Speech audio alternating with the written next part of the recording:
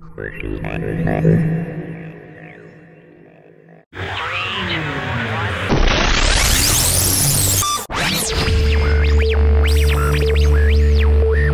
everyone, so welcome to Fringe Ball. Welcome back. I'm Sherry and this is Rich. We are going to do a quick recap on The Walking Dead and about 4 or 5 movies we watched quickly, not too long. We're going to give you a grade on them and what we thought about them, what we liked and didn't like. So, okay. So, this week on The Walking Dead...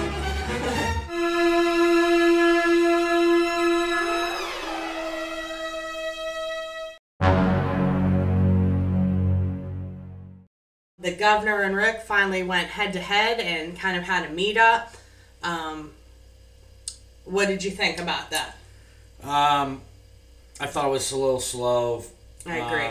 I get the feeling that they're trying to build the tension slowly, mount it up, into the next couple episodes until we get the big war battle. Season finale. Yeah. Yeah. More than likely.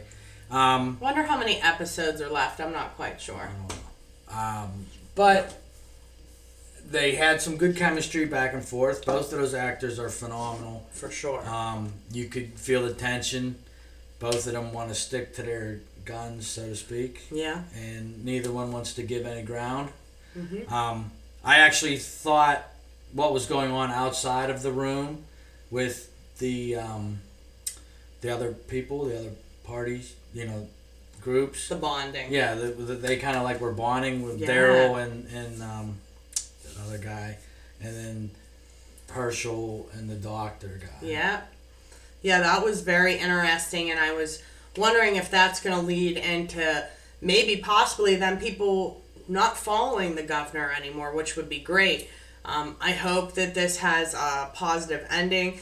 I'm afraid we're probably going to come to you with a season finale recap, though, that's going to be like, how could they leave us hanging like this, So, but it was really good. I just wanted to throw in, I felt like there was like this like non-speaking part that was done with the eyes between Andrea and Herschel, and I know I said something to you about it, where they all had gotten, the governor's group and Rick's group had gotten into their cars to leave, and I thought there was like this like thing between Herschel and Andrea, like it seemed like she wanted to go with Rick and their group, and Herschel was like, kind of gave her like this now's not the time look. That's what I thought, though. I don't know. Sometimes I read a little too much into stuff, though, maybe. But that's just what I thought. And it was good. And we were saying, luckily, the week before they had kind of done the bonding, Carl, Rick, and Michonne. Because a couple weeks ago, Rick would have been like, yeah, here's Michonne. I mean, I don't think he'd do that. He don't seem like he's that kind of person. But he may, to keep his kids safe and alive, and the group that he cares very much that has become his family, now I don't see him doing that. And you said, I liked what you said when we were watching it. You said, you always like what a good judge of character Rick is. And I mean, he probably made a great sheriff, and that's why, he read right into the governor. He knew he's not going to take Michonne and let them go, and which we found out he had no plans on doing. He's going to kill them all anyway. But Rick already knew that. What did you think about Rick not telling them, the group, about Michonne? You think it's going to backfire on him? I don't know, but that's kind of like the decision the leader has to make. And I think the only person that would have affected would have been Meryl. Meryl would have been like, I'm taking her over and handing her in, maybe. I don't see any of the rest of them doing that. Like, yeah, turn her in, but I don't know. They're all, at this point, I love Team Prison, but they're all a little unstable at this point, let's be honest. Like any of us would be in that situation. Yeah, but at the end when Herschel and Rick were talking, Rick's still considering giving Michonne up. Mm-hmm. And just for that slight chance that he thinks that he might listen to him. I think that had to do with why he didn't say anything, because he might do it on the DL, and no one's gonna know. I could see them totally doing one of these to us. Like, it looks like at the end, like he's handing Michonne over, but they had already, like, discussed it, and we won't see it until next season. You know what I mean? Like, Possibility. they do crazy stuff like that. It was a good episode, though. It was slow. Compared to how crazy the past episodes have been. But let us know what you think and what your opinions are down below. We'd love to talk all day about The Walking Dead with you. But we're going to move on because we had some movies. Next time we'll just keep it Walking Dead. But we're just going to throw a few movies in here real quick that we want to recap. The first one that we watched together. The other ones we watched on our own. We watched the last movie to the Twilight saga, Breaking Dawn 2.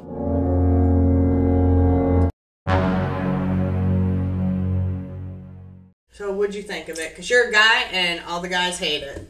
I like it. I'm over the fact that the vampires sparkle in the sunlight. I think it's a good story. You're a keeper. Stephanie Myers is a good writer. She is. She made a good story. It's compelling. At the end of the movie, though, I want to know more. I was sucked in. I think Arrow is a fascinating character, and I would love to find out why he is the way he is. I love his crazy laugh. He does all the time. He's funny. They did a good job of like bringing in the outside vampires with all the cool powers, and it just makes me wonder like what else is going on in that universe. Yeah. Like, what else is out there, and I kind of hope that she'll write some more stories. Yeah, absolutely, and in the if you got the DVD and you got to watch the extra stuff at the end, she said that she wasn't sure if she was done writing for finishing up the story is what I'm trying to say. I really hope not, because I read the books and I loved them all, and I saw the movies and I loved them all, and I was wrapped into it when I read the books. And his friend, a very close friend of ours, he bought me the first book for a Christmas present. So, and I read it in a day, and I was like, take me to the bookstore and buy me the next one. But they were great books, great movie. My opinion, I totally give the whole set of movies an A for sure, because I love them. They're great. It's an epic love story. There was an epic battle. It's everything you want. I give it a B. Yeah. But I do think it was good. Yeah. I liked it. I enjoyed it. Yeah. Okay. So, and if you guys want to tell us what you think down below and tell us that you hate fucking sparkly vampires, go right ahead. That's cool. Anything that we're totally open to anybody's opinions, and would love to talk with you guys about any of that stuff. But so we both watched 2 movies then on our own. Let's see. I'll go first. Okay. One of the first movies I watched, I was just kind of chilling at night over the weekend, and we get the premium channel, so I got to watch some movies for free and was just flipping through. Found a couple things that I wanted to see that I necessarily wouldn't go to the movie theater to see. So I watched Water for Elephants.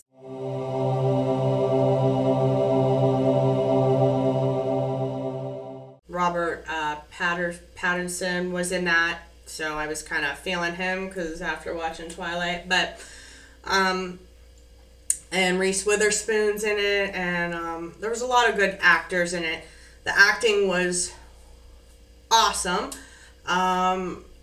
The story was very disturbing and sad. It was told from the point like how Big Fish is, where Robert is old at the beginning of the story, and he's kind of telling his life story about being with the circus. So it was really good though, but I have to give it a B- because not because there was anything wrong with it.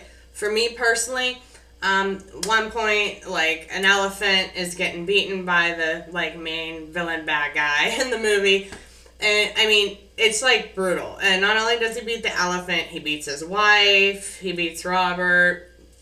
no, no, and no, don't beat my sparkly vampire, don't beat your wife, and don't hurt animals. So, like, it was like one of them, so I cried a lot watching it, but, like, don't hurt the elephant, what's wrong with you? It was a good story, though, and there was something magical about parts of it, but then there was, like, that bad part to it, like, because it makes a good story, but it was almost a little bit too much for me. I'm not sure.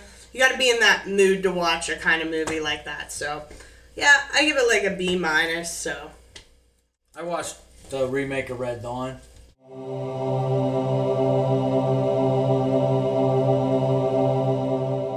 gonna have to say I like the original better, just because I feel like they told a better story. I'm not a big fan of the original cast or anything like that, but I just think after seeing the second movie, the story was told better in the first movie. I didn't dislike the remake. It was pretty good. There was a lot of good action. Obviously, they can do a lot of more, high-tech stuff now than they could in '84. My biggest problem with the movie was the casting of Josh Peck, the kid from Drake and Josh. I'm sure he's a nice guy. He lost a lot of weight. He just doesn't look right to me. He got a real thin body now and a giant balloon head, and it just distracted me the whole time. I mean, you're standing next to Thor, Chris Hemsworth, and they're supposed to be brothers, and I just wasn't buying that. Yeah, that is an odd pairing. So I gave it a C. It's an okay movie. They just didn't go in depth into the story and develop the characters as much as I thought they could have after seeing the original movie. Yeah. So the other movie I watched was Hysteria.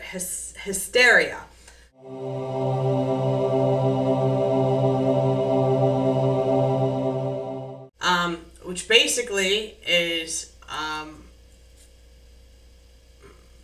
a true story, I believe, about how the vibrator came to be about.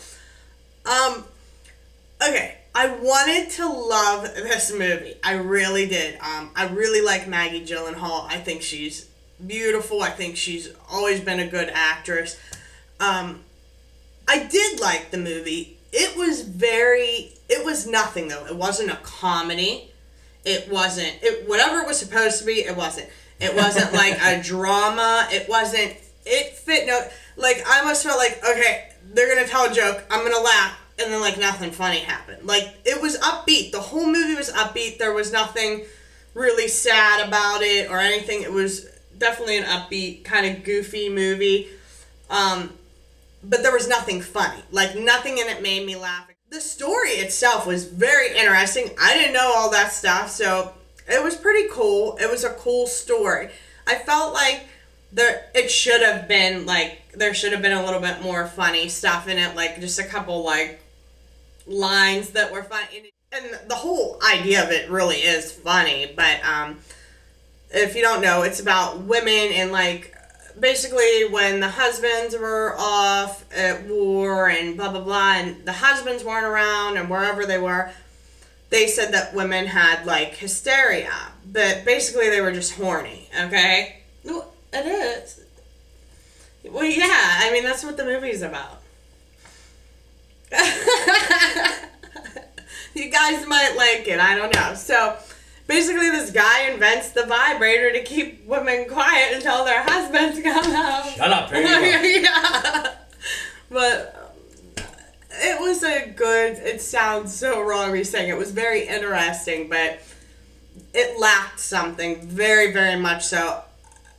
A C+. Yeah, definitely. So that's it. All right.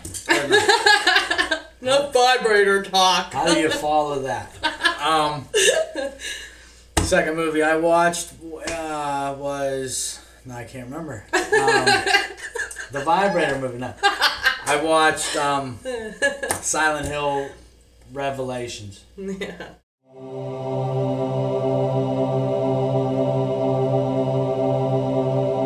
Give that movie a C+ as well.